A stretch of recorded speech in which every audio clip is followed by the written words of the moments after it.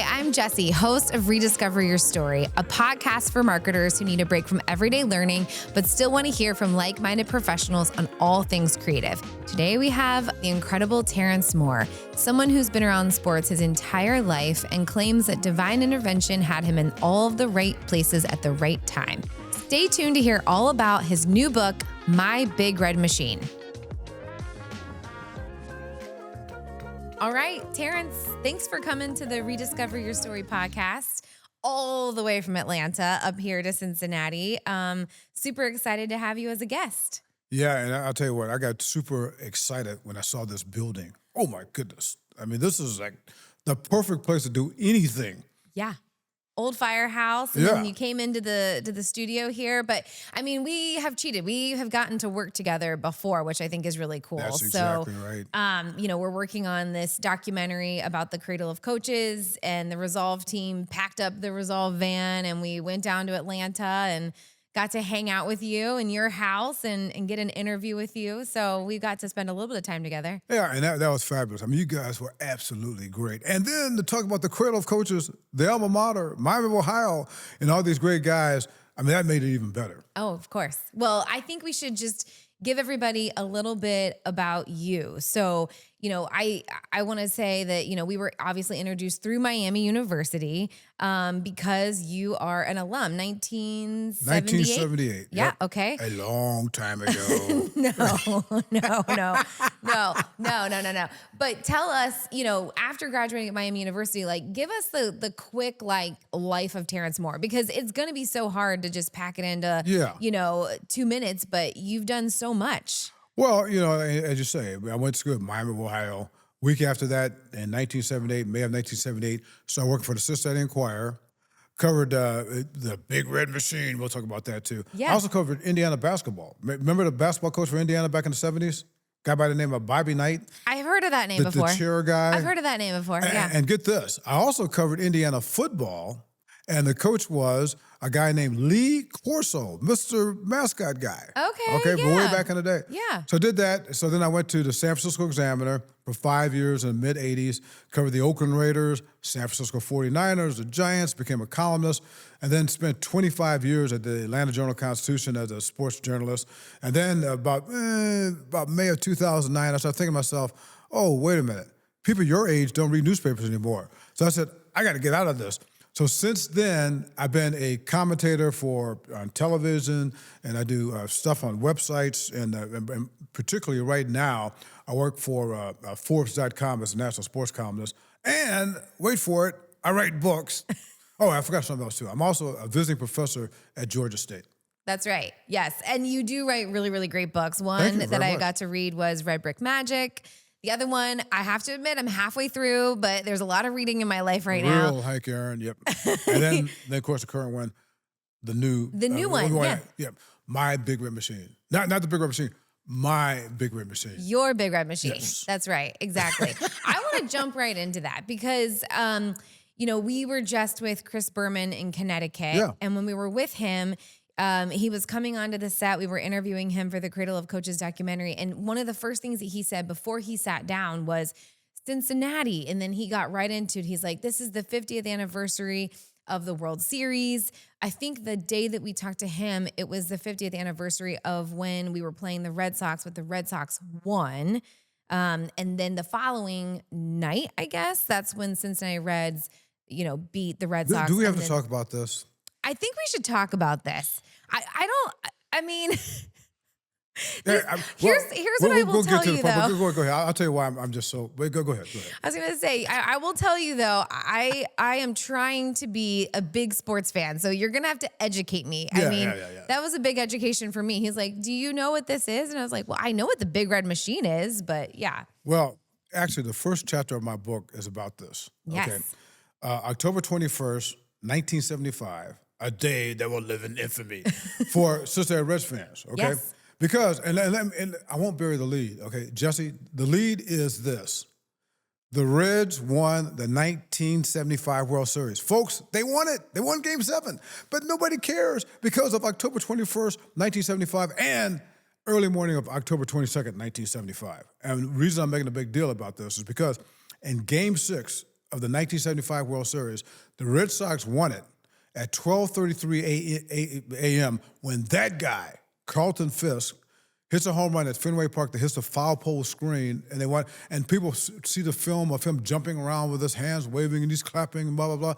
And reason that is so horrifying for us Reds fans, because every time people talk about and show anything involving the 1975 World Series, it's not Joe Morgan hitting the game-winning hit single in Game 7 to knock in Ken Griffey from third base. It's not that. It's that guy, Carlton Fisk, jumping around the bases to win Game 6. So here we are. So 50 are you years saying later. that like our win was understated by that win? Is that what you're saying? Exactly. Oh, or even worse than that. I mean, it's just like baseball historians are leading people to believe that was the game winner of the 1975 World Series when Carlton Fisk hit that home run at 12:33 a.m. And by the way, you know what? This is in the book too. I was at Miami University as a sophomore. Oh, okay. After that home run, I ended up in downtown Oxford, Ohio. They had this water tower that's been there for 50 years. And I just sat under that water tower for hours and hours and hours. Just think about that. Because, Jesy, I knew what was going to happen. I knew that even if the Reds won Game 7, which they did, hey, folks, the Reds won Game 7, I knew even after, people were still going to be referring to that home run. Yeah. Like Chris Berman, right? Well, he actually was very good about staying focused on the Reds, maybe because we're Reds people, but he's also, a Northeastern guy. Yeah. So he definitely was pumping up the Red Sox. That's for sure. I'm sure he was. Well, so, okay, this is going to be funny. This is my like personal account of the Big Red Machine. I used to work for a printing company. Like when I first got out of college, I worked for a printing company, as some people do in marketing. They start in printing for some reason. And there was, this huge, large format printout of these Cincinnati Reds guys, and it was in that building. And I'm talking like, I want to say maybe 7 feet long and 6 feet high, huge. And there's like a thumbprint kind of in there. And so it looks a little authentic, whatever. And I'm like, oh, what is this? And the guy that, my old former boss, Jay Brokamp, the owner of the company, was like, Jesy, that's the Big Red Machine. And I'm like, okay, what is that? But I did get an education, right? Like Pete Rose, Joe Morgan, Johnny Bench, Tony Perez. But why don't you tell everybody who's listening, in case someone doesn't know, who and what is the Big Red Machine? First of all, Jesy, you get me on the edge of the seat. I'm actually on the edge of the seat. The thumbprint. Yes. Who was the thumbprint? I don't know. I actually, now that I'm talking this out with you, I want to call Jay. Like I want to just ask him, and I want to know like where that large format pieces. Exactly. Because I don't know if, I mean, it was there. I worked there like maybe 9 years or so, and it was always there. And it was like somebody had a thumbprint or a fingerprint on the piece of like, film or whatever it was, but it was blown up so you could see it. I think I figured it out. That thumbprint was from God. Yeah, probably. Because this was a divine team. Okay. Listen, this is, they called us their starting 8, the Great 8. That was the nickname. And I'm going to go around the horn here. Catcher, Johnny Bench, Hall of Fame. Yep. First base, Tony Perez, Hall of Fame. Second base, Joe Morgan, Hall of Fame, greatest second baseman of all time. Shortstop, Dave Concepcion, should be in the Hall of Fame, multiple All-Star games. Third base, my guy, Pete Rose, oh my God. He should be in the Hall of Fame, obviously. We'll talk about that. Yeah. Left field, George Foster, okay, perennial All-Star, 2-time home run champion, MVP. Center field, Cesar Geronimo, the greatest center fielder of all time. Right field, Ken Griffey. Now, when people hear Ken Griffey, they think about that other guy, right? This is Papa. This is Senior. Right. But they think about Junior. Yeah. And by the way, Jesy, guess who did the first story ever about Ken Griffey Jr. when he was 8 years old? Has to be you. Thank you very much. Okay, you're welcome. But anyway, right fielder, Ken Griffey Sr. We're in sync. Yeah, there you go. Ken Griffey Sr. gets lost in the shadows. This is a man that had a .296 lifetime batting average. Wow. That was a great 8. I mean, and people say, well, what about the 1927 New York Yankees? Well, first of all, they don't count. People talk, and the reason I bring that up, people say that's the greatest team of all time. They cannot be the greatest team of all time because they happened before April 15th, 1947, which was when Jackie Robinson broke the color barrier. Okay, yeah. So they were playing against not the best competition. So anything that happened before that date doesn't count, okay? Yep. So you go post-1947, there's nothing that touches that. I mean, and then the pitching, they had the greatest bullpen of all time And the reason I say that is because people say, well, what about the starting pitching? It didn't matter. Because Sparky perfected what is known now as going out and just getting relievers before they start getting Okay, wait, pause. Sparky, hold on a second. Yeah. I did some history with my husband last night asking him questions. Sparky. Oh, Sparky Anderson. Anderson, yes. Yeah, see, I just assume everybody knows Sparky.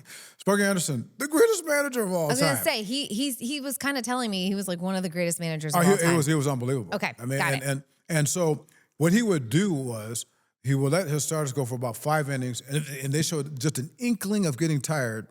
He would go across, he would skip over the foul line because it was superstitious, and he would yank the starter and go to the bullpen, okay? So it was called Captain Hook. So that effectively made for just a great pitching staff. So this was, and now that you bring up Sparky, Sparky was just fabulous. I mean, he was one of the most charismatic persons in the nearly 50 years I've been doing this. I would put him in the top 10 I've ever met. So that our whole team was just a mythical team. And you said this in your book, and I think this is such an interesting point to bring up, is people say all the time, don't meet your heroes. Yeah. Right? But you were just saying that, even after the Game 6 loss and you went and sat under the water tower at Miami University, right? Or in Oxford, right? Like, you obviously think of these guys as divine, as the great 8. So you meet them, and what did you think? See, and this is what's so interesting. And because I think back in retrospect, and people want to hear like, well, this guy, as a whole, it was absolutely fantastic. Great. Almost to a man. And I said almost. Almost. Almost to a man. They were pretty much like I figured. I mean, starting with my guy, Pete Rose, and I always got to tell this Pete Rose story. Pete Rose, we moved to Cincinnati in '68. My dad was an AT&T supervisor. That's right. Yeah. Grew up in South Bend, Indiana, home at the University of Notre Dame. Yep. And so 68, and being a spiritual person, there's nothing by coincidence, okay? 68, the next year, 69, was the first year of the Big Red Machine. So we were meant to be part of that. Got it. So I go from being this diehard Cincinnati Reds fan and my all-time favorite player, Pete Rose, Yep. to, on May 14th, 1976, I'm a sophomore at Miami. Okay. I get into the clubhouse for the first time ever. Yeah, I work for a student newspaper at Miami.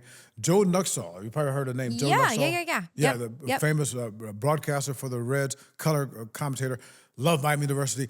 He got me in the clubhouse. Oh, okay. He loves Miami University? Oh, gosh. Everybody loves Miami University. Well, he's from Hamilton. Okay, so that makes sense. Yeah. Okay. And so I'm in the clubhouse, and I'm just like Alice in Wonderland, or I guess I would be Andrew in Wonderland. And I'm just looking around. I'm seeing all these sites. I see Tony Priz, I see Johnny Bench, I see Joe Morgan. I see everybody except for my guy, Pete Rose. And now it's time for me to leave. Not really, but in my mind, I'm thinking I'm going to get thrown out, even though I got a press credential. I'm like really nervous at 20 years old. Yeah. Exactly. Feeling a little out of place, amongst all these greats. Exactly. Okay. Mm-hmm. So I'm getting ready to leave, and I look around, and remember, like I said, there's no such thing as coincidence if you're a spiritual person. I look behind me, and here is Pete Rose coming toward me. I'm like, you got to be kidding me. So I'm thinking like he's going to see somebody behind me. He's coming straight toward me with a smile on his face. And he sticks out his hand and says, I'm Pete Rose. What's your name? Wow. I'm like, Terry Moore. He said, you work for the Cincinnati Enquirer? I said, no. He said, he says, well, when you work for the Enquirer, you can interview me. And I told him I'm up at Miami University. A year later, okay, this is the summer of 1977. Okay. I've got an internship at the Cincinnati Enquirer. I'm in the Reds clubhouse. Pete Rose, you can't make this stuff up, folks. Pete Rose is coming toward me again, sticks out his hand and says, how's it going, Terry? He remembered you? He remembered me. He said, I have chills. He said, you working for the Enquirer yet? I said, I'm just an intern. He said, oh, you'll be there full time. So you know where this is going. Jesy, you know where this is going. So a year after that, almost 2 years to the day that I first met Pete Rose on May 14th, 1976. It was a Friday, by the way. A week after I graduated from Miami, May of 1978, I'm at the Cincinnati Enquirer. Pete Rose had just come out with this soft drink called Pete. It was awful. But anyway, that's not the story. It was a soft drink? Yeah, it was terrible. It was chocolate flavored, and it said shake heavily. You could shake that thing. And it didn't matter. And it was terrible. But anyway, my guy, Pete Rose, so I asked the sports editor, I said, can I make my first story about Pete Rose soft drink. As a matter of fact, this cover that's on the book is me doing that interview with Pete Rose. My very first story as a professional sports journalist is my guy, Pete Rose. It's on the cover of the book. So anyway, so I go into the clubhouse, and Pete Rose is sitting at his cubicle, cleaning his bat, and looks up, hadn't seen me in a year now. Right. Looks up without meeting a beat, says, "How's it going, Terry?" That's incredible. And I said, "I'm working for the Inquirer now." He says, "Oh, I know. I'm like, how does he know?" Yeah, how does he know? Yeah, and then he says, "You're here to talk to me about my soft drink." I'm like, what in the world? So we go up to the dugout, do the interview, and the rest is history. For the next few decades, and it's all in the book, the stories that Pete told me, they've never told anybody else, it's just incredible. That's pretty cool. But go back to your question, though, is that, so Pete was exactly where I thought he would be. Joe Morgan was, the only thing about Joe Morgan that was different was I did not realize how much he talked. I mean, he could talk. Right. Great guy. Tony Perez, oh my goodness, great. Tony Perez has no enemies, ever. Exactly the way you would imagine. Got it. The only guy that was different than was here's the tea. You're going to spill all the tea right here. Yeah, spoiler alert. was Johnny Bench. Really? And Johnny Bench, now this has come out, everybody knows by now. Johnny Bench, he kind of likes some Johnny Bench. Okay, got it. And got it. And I was just amazed at how self-absorbed he was. Got it. And that was a little bit different. It's hard to talk to someone that's like that, I would say, right? Yeah, very much so. Yeah. Very much so. But the rest of them, and Sparky, oh my goodness. Sparky was, But back in those days. have you ever sat to think like, I know that you wrote this in your book, but and you call it My Big Red Machine. But your career, like, let's just set that aside for a second, which is already amazing. Like, you come out of college and you're at the Inquirer in your first year, you're already interviewing, Pete Rose, the Pete Rose. Everyone knows that name. But here you are, you meet all these people, you have these opportunities. Have you ever stopped to think like, holy crap? All the time. Okay, thank you. I mean, all the time. And then it goes beyond the ridge. Like #blessed, right? Exactly. I don't know. Yeah. And I'll give you an example here, too, that's off of baseball. So when I go to San Francisco, my immediate assignment was the San Francisco Giants and also the Oakland Raiders. Yeah. The Oakland Raiders, not these clowns, the Raiders now in Las Vegas. These were the real Oakland Raiders with Hall of Famers. And Al Davis. I didn't realize that Oakland still had a team. So that's... Well, they don't have a team, but they're in L.A. now. Okay, thank you. I was going to say, isn't it like the Las Vegas Raiders? Yeah. Okay. Yeah. But I mean, for those of us from way back Dylan McCullough is there. Yeah. From Miami of Ohio. Yes, from Miami of Ohio. Yes. Yeah. Great guy. And his father, Sherman Smith. We went to school together. Yes. But anyway, so the real Oakland Raiders, my first year covering an NFL team. Matter of fact, I was the first African-American ever to cover a National Football League team for a major newspaper. This is 1980.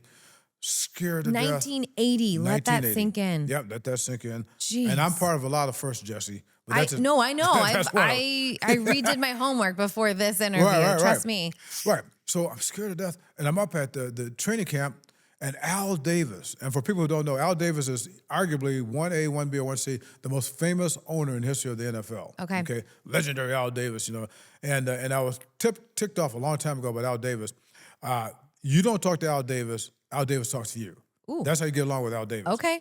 So I'm sitting there on the practice field, and all of a sudden I see Al Davis kind of inching toward me, in training camp. And I'm like, oh, man, I'm getting a little nervous.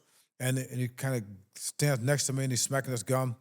And he looks at me, and he says, young man, we're going to win the Super Bowl. And then he just walks away. And guess what? They won the Super Bowl. My first year ever covering the National Football League team, Al Davis tells me on day one they're going to win the Super Bowl. So and they do. Right. So it'd be Philadelphia and New Orleans. So the game is over. And this is back in the old days where there were no limits on reporters. So I'm in the locker room within 2 minutes after the game. Yeah. So I'm in the locker room, and Al Davis, they're celebrating. And, and instead of, and I'm exaggerating a little bit, instead of celebrating with his team, he comes over to me. Not really, but I'm just saying. Yeah. I mean, at some point he's with you and talks to you, right? Right. At some point he wanders over to me. He says, I told you. Didn't I tell you? Didn't I tell you?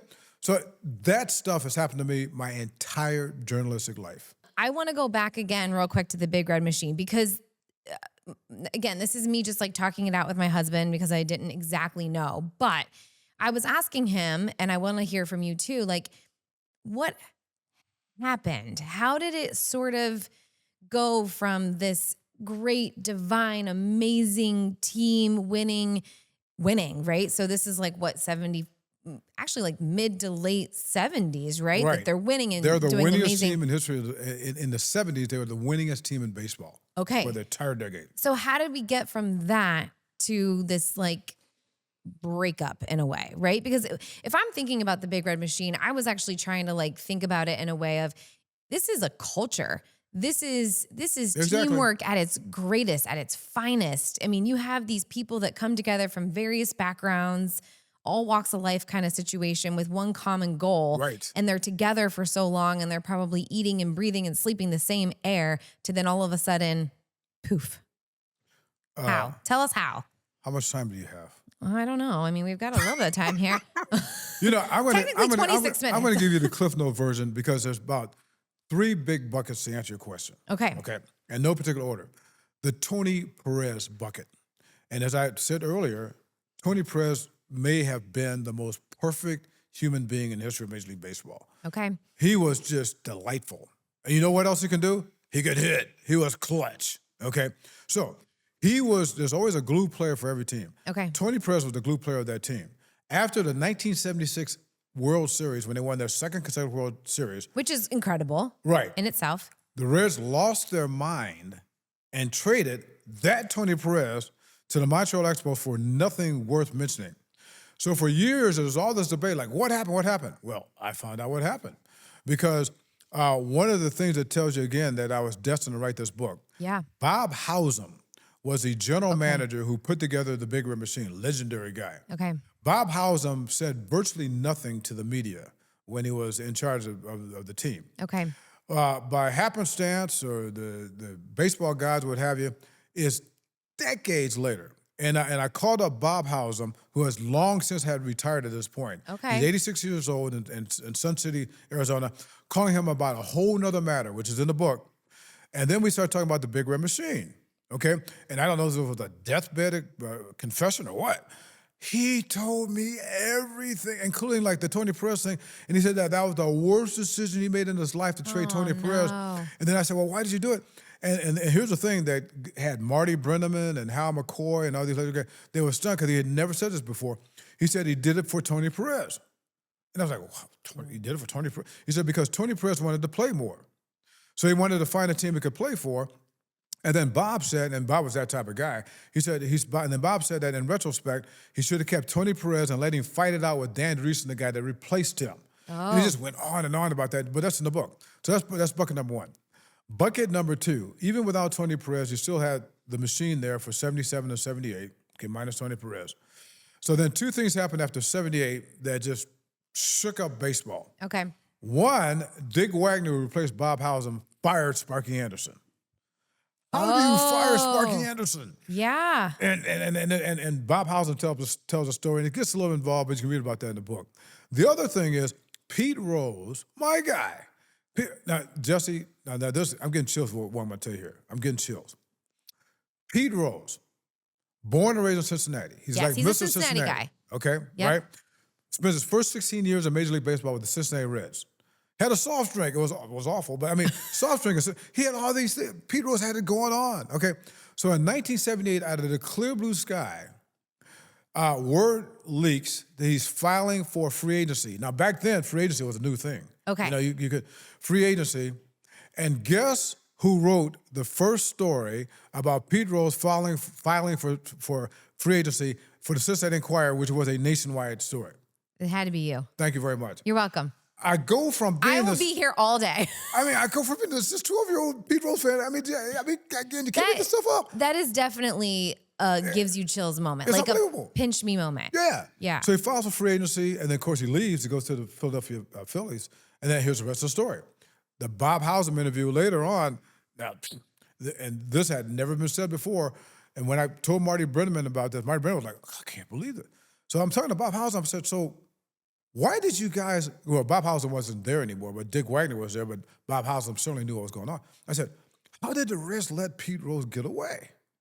He said immediately, he said, well, I mean, the police reports showed they owed $30,000 to gamblers. Oh no! And that we were told by the police that if Pete Rose stuck around, he was going to end up in the bottom of the Ohio River.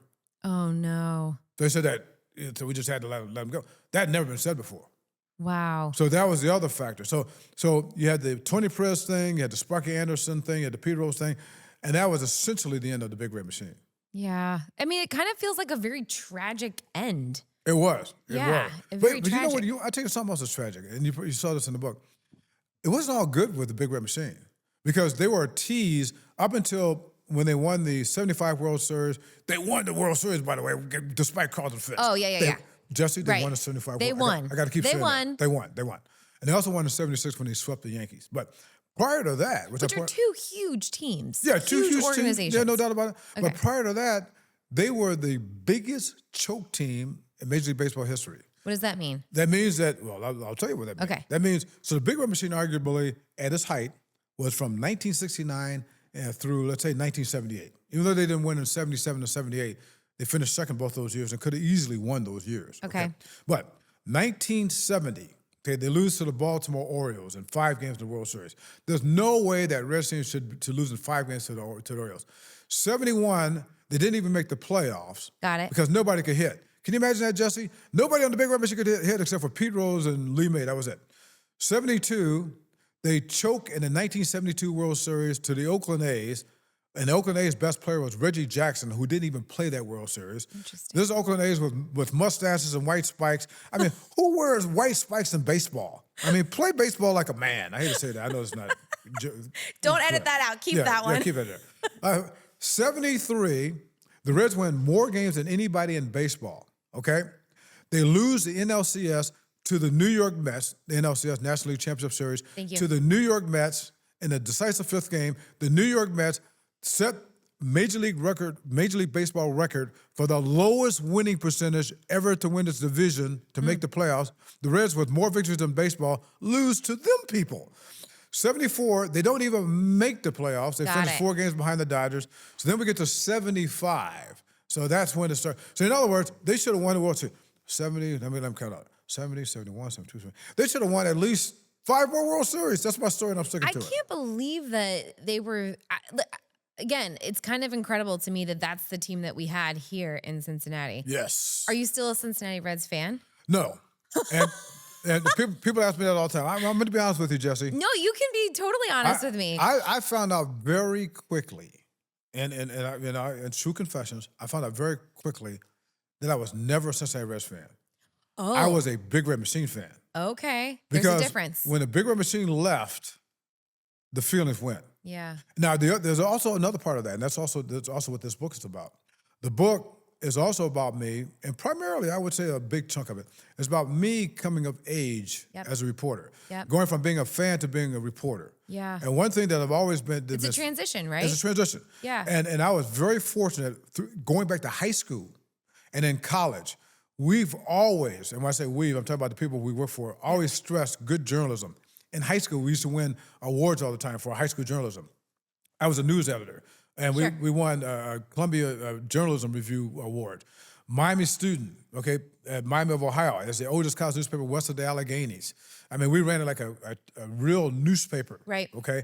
And then when I went to the Cincinnati Enquirer, we had those old-time guys that if you tried to be a fan, they'd jack you up against the wall. Okay. And, so back then, those days... Kind of like act like you've been here before. Exactly. Okay, They did not play. Well, that's kind of how it is with us, right? I mean, we've been going around interviewing all these arguably famous people, and it's like, act like you've been in this room before. Exactly. That's the whole stance, right? Yeah. So all that. So I quickly lost that fandom, which was in the book, and being professional. I will admit, the Pete Rose, I thought, Pete Rose it is hard around certain people. Yeah, Pete Rose was hard. And Joe Morgan and Tony Perez was hard too. Come to think, it was hard for all of them. But anyway, but there were those pockets of that. Yeah. So, but by the time I kind of got a year or two into it, and came to the Enquirer in '78, it became like it's a team, and I got to do my job. Yes. You know? And those old feelings would come back in different things. Yes. So that's a long way to say that, it was not so much the Reds, it was that the Big Red Machine and that team, or not that team, but those players. And I actually, I think this leads me to my next question of, can you really be a fan of any team at this point? Just because you have so many relationships and you know so many people across all these different teams. Right. How do you just be a fan? I think you bring up a good point because they're constantly changing, and particularly in college football. You know, growing up in South Bend, Indiana, you know, it's like Notre Dame all the time. Yeah, okay? you're in Notre Dame country, Fighting Irish country, And those guys are staying together. Era Parsegan country. My guy, Era. He went to Miami Wild. But anyway, that's right. So, yeah, I mean, you're talking about you with those guys, 60s, 70s, 80s, 90s, 3-4 years. Now these guys can leave after a year or so. Yeah. So, but what happens is, Jesy, people have allegiance to the school and the colors. Yes. That's what it comes down to now. Like I live in college, Atlanta. You're saying in college. Yes. Like I live in Atlanta, and of course the big thing in Atlanta and Georgia is the University of Georgia. Okay? Sure. Bulldogs. Bulldogs. Okay? So they care about the players. We're fans of the Bulldogs. That's only because I have Frenchies. Oh, okay. Well, yeah. But now I'm a huge Red Hawk fan. I'm all in for Red Hawks. Well, though. I'm glad to hear that. Yeah. But there is that they care about the players. Don't get me wrong, they care about the players, but they really care about the Georgia Bulldogs. Yes. It's more so the name that. Yes, the brand. Yeah. More so than anything. Right. Yeah, I agree. I totally agree. And I was just asking because it's funny, right? We're here in Cincinnati. I've grown up in Cincinnati. My dad, they're Cincinnati Bengals fans. Yeah. And nowadays I find myself after doing this documentary, it's like, well, I could be a fan of anybody at this point. I'm more of a fan of the people versus the fan of like one team, if that makes any sense. And you brought up something very interesting. And from a journalistic standpoint, that's what happens. Right. You pull for individuals. If somebody is great. Okay. And I point this out in the book too, that one of the things I discovered very quickly when I became a professional journalist is that and I tell this to my students too. Again, I teach at Georgia State. I used to teach at Miami for 7 years until I started writing books, and I needed to be closer to Atlanta. Right. But anyway, I tell this to my students all the time. And when I say this, I see this look on their face like, I can't believe Professor Moore said this. There's no such thing as objective journalism. Journalism. There's never been a thing called objective journalism because we are all subjective. Yeah, we're human. Right. So the objective is to become least subjective as possible. Whenever I cover a Notre Dame football game, which I did a couple of weeks ago when they played Boise State, when I go into the press box, I always got to say, okay, wait a minute. I was born and raised in South Bend, Indiana. I love their Parsegan, blah, blah, blah. I got to push that aside. Right. Now, when I get into the game. You almost have to like speak your truth before you go to the game. Okay, got it. And I will not kid you not now. If something bad happens, I'm tempted to like bang my fist on the table, and there's no cheering in the press box. That's a rule. You can't cheer in the press box. Really? Yeah. You can't make any like cheering emotion. None. That's a long time thing that has been. I would never survive a press box. Beat in your head. Okay. You do not. That will get you thrown. Literally, that literally get you thrown out of the press box. Okay. So I got to fight that urge, and then the other urge I got to fight is that when I'm sitting there writing the story, because that particular game, stick with that game, Notre Dame won the game, but they looked awful. Oh. So writing for Forbes.com, I wrote a column about how awful they looked and how that's going to hurt them down the line trying to make it in the college football playoff. So I had to put the fandom away to do that. So it's with teams. Now, this really comes true, and this is what got me thinking about this, when it comes to individuals. Yeah. And Jesy, you don't have to mention any names, but I'm sure there's been people you've talked to who just says, I can't stand this person. Oh. And the opposite. Or like, I love this. Exactly. And you got to, you got to be neutral. You got to be a little neutral on it. Exactly. Yeah. Sometimes it's hard to do. Yeah, it is sometimes hard to do. Okay, so then this brings me to my next question. Have you been able to say, I'm more of a baseball fan or I'm more of a football fan? That's something else I get. And do you cover any other sports besides? I cover everything. I was gonna say you cover kind of everything. I cover everything. How the heck do you keep all of that in your brain? That's why I got gray hair. But this goes back to what I said before, broken record. Being a spiritual person, everything's meant to be. Yeah. My life was built for me to do what I'm doing right now, and this is what I mean by this. Okay, again, my dad was an AT&T supervisor. Matter of fact, he was the first African American supervisor in the history of AT&T. There's another first. There you go. He also became the first African-American manager in the history of AT&T. Right. So we got, so I was born and raised in South Bend, Indiana. Yep. The big mama in South Bend, Indiana is Notre Dame college football. That's our world, okay? So then we moved to Cincinnati in 68. you're from Cincinnati. Oh, yeah. What's the big thing in Cincinnati? Baseball. You've got baseball. Particularly in 68, 69, that kind of stuff. But there was other things too. We moved to Cincinnati. You had the Cincinnati Royals. Now, young folks like you don't remember that they used to But it's coming back. Not an NBA team, though. I don't think it was an NBA team? It was an NBA team. Cincinnati had an NBA team. No way. Yep. I think it's coming back as arena Probably football? something else. Could be.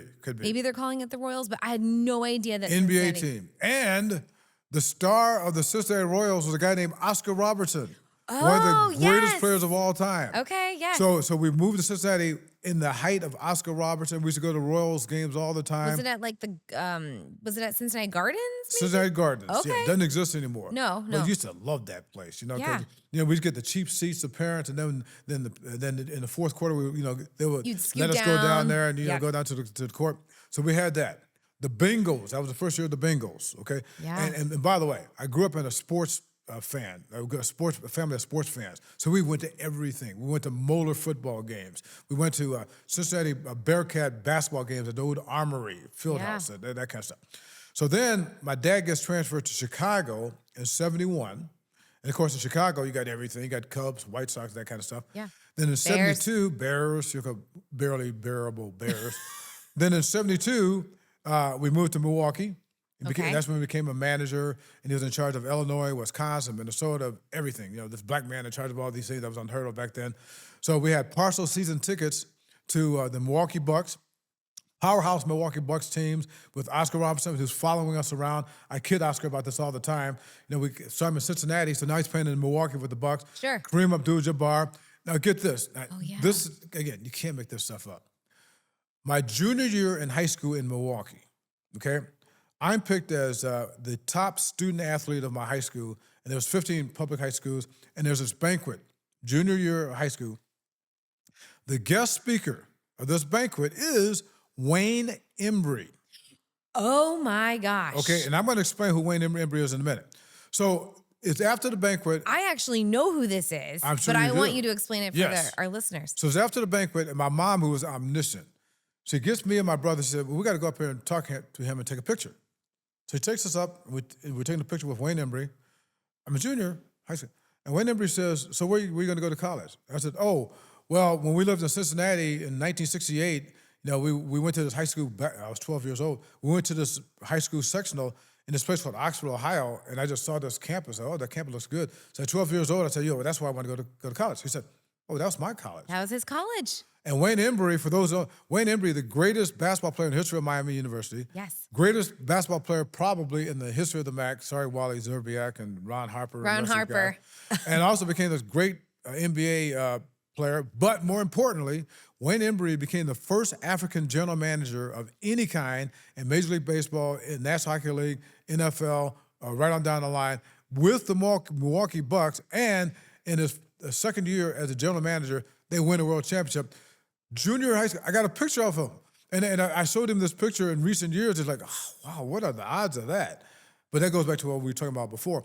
So to answer your question, in Wisconsin... Also, a lot of roads lead back to Miami University. Yes. It's so crazy. And in Wisconsin, the big mama in Wisconsin is Green Bay Packers. Yes. So, we used to go to Green Bay Packer games, Bucks games, Brewers games.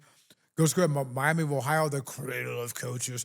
So I got all these guys. So in other words, my background was built to be aware of every sport and all these different people. Yeah. And that's what I'm saying. It was all meant to be. You've had to have been a lifelong learner too. Yes. Right? Like, not only are you someone who has been exposed to so many different sports to like build this love for any and all sports, but you have to be a lifelong learner. Well, it's that, and then the other thing too, and I've thought about this too. There's two things. One, in the 1960s, okay, and you weren't even born yet, but in the 1960s, about 67, 68. I discovered something. I was like 11 years old. Yeah, 11, 12 years old. I discovered something that became my passion. And that was they call them reel-to-reel tape recorders. Okay. Now, your staff probably knows what a reel-to-reel tape recorder is. I know you don't know what it is. But it's a reel-to-reel tape recorder. I was just fascinated about this. So my parents got me this reel-to-reel tape recorder. It was Christmas of 68, okay? Your memory is impeccable, by the way. Yeah, well, that's because of my mom. My mom had a near photographic memory. My dad had a near photographic memory. That probably helped in your profession. Both my grandparents did. So yeah, and then my great-grandfather, this is getting off subject here. My great-grandfather died when I was 10 years old. There's another book down the road. He was 111. He was the oldest person in the United States when he died. Time magazine did an article of him with him. I was 10 years old, and he. So you're gonna live to 112. Well, we'll see. And he wasn't bad off, as old folks would say, until like the last 8 or 9 months of his life. Wow. He wore a suit every day, a white shirt and a tie. He used to carry around a satchel that had an onion, don't ask, and a Bible. Okay. Okay. And he used to tell these stories about being a water boy in the Civil War that I still remember. But anyway, that's about the memory. That's great. So, but anyway, yeah. So you had all that going on, and then the tape recorder. I was talking about the tape recorders. Yeah. So in 1970, my parents lost their minds. This is the only time I got upset with my parents, Jesy, because in 1970, okay, we're living in Cincinnati. Never forget this. Okay, forgive me, Mom and Dad. And I got two younger brothers. So they started, that's when we found out there was no Santa Claus. Oh, no. And they would get the presents like a week beforehand, and they'd put it under the Christmas tree because Mom wanted stuff under the Christmas tree. So when my parents were out and about, one of my brothers, okay, it was me, said, cannot blame the brothers. Why don't we open our gifts and just kind of take a peek and see what we got? Okay, so we're opening the gifts, and my brother Daryl, the youngest, got something, and he was all happy. And my brother Dennis opens his gift, and it's a cassette tape recorder.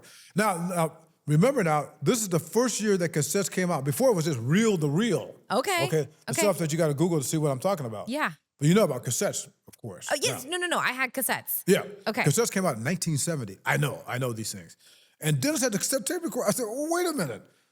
That means if you got that one, I probably got one that's better. So open up my gift, and it's like something else. Oh. I'm like, what in the world? Oh, so you were mad. I was mad. I was really mad. So, and you can't be mad at Santa at that point because you knew. Yes. So you were mad at Mom and Dad. That's exactly right. And so we're not supposed to be opening these gifts. But I didn't care. So when they got back, I said, what are you guys thinking here? You give this. Did you get any presents at all that year? I did, but it wasn't a cassette tape recorder. So you had nice parents. Yeah. So he said, well, why don't you guys switch? So, we switched. And, but I'm making this I'm sure your parents with 3 boys were like, just do whatever you want. There's 3 boys in this house. I don't care anymore. Whatever, dude. Yeah, whatever. But I'm making this big deal because, so it's in 1970, I'm going to do some quick math. Okay, 14. Yeah, 14. Yeah, 14. So I started recording everything. Like relatives and our big history guy, like stuff on television. You kind of already knew your passion. Yeah. And Wow. I would do stuff that used to drive my brothers crazy because back in those days you just had one television set. Oh yeah, right. And we'd had different days that we were allowed to watch. We're in control of the television. The brothers. Yeah. Like I would have Monday and Tuesday. Dennis would have Thursday, whatever. Yeah. And so when it was my turn, I would turn down the sound, you know where this is going. Turn down the sound of the games, and I would pretend that I was broadcasting the game. Wow. I think that kind of got me somewhere. So I used to do that. But the second part of all of this is I became my mother's son. My mother never threw away anything. I saved everything. I got cassette recordings from way back in 1970, 71. Yep. I've got. I've been to your office. Yo, you saw what I've seen. You seen all the boxes down there? Yes. I got notebooks that you saw. Yes. From interviews I did at Miami University. But this is freshman almost year. a lost art at this point, right? Yeah. Like I'm of the generation. My grandpa actually, he's 91. Oh wow. And he kind of makes fun of my generation, and he'll say, "You're the disposable generation. You throw everything away because you think it's disposable." He's like, "You get an iPhone, and 2 years later you get a new iPhone." And I'm like, "Yeah." So it's true, but this is a lost art. You keep everything. It really is. I mean, it's a lost art. Now let me ask you this: when you finish with interviews, like this interview right here, do you save it or do you like tape over it? It's saved because it's kind of like. Well, in this day and age, there's no tape. There's no cutting room floor. It's all digital. So, of course, it's saved. Yeah. Okay. Yeah. See, people still throw stuff away. Yes. Okay? And I say, like the Hank Aaron book I did. Yes. Hank Aaron, it was about 1990. Okay. Here I am. I was closer to Hank Aaron than any other reporter in history. We had a 40-year relationship, and we just got along so well. So it was about 1990. and I talked to Hank about something, and I was doing what most reporters did then and still do now. Yeah. They just tape over it or blah, blah, blah. Okay, yeah. And I was just going to, I said, I can't erase this. Yeah. And I started saving all my Hank Aaron recordings. Yeah. And of course, later when I had a chance to write the book, that's why I was able to reconstruct all these conversations. Yeah, sure.